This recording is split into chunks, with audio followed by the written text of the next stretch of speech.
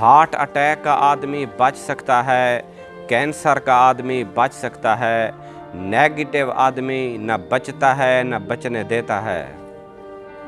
مکان کچا ہو یا پکا زندگی گزر جاتی ہے، مگر ایمان کچا ہو تو آخرت کی زندگی مشکل ہو جاتی ہے۔ گناہوں کی وادیوں میں اتنا آگے مت نکل جاؤ کہ توبہ کی امیدیں تمہاری تلاش ہی چھوڑ دیں۔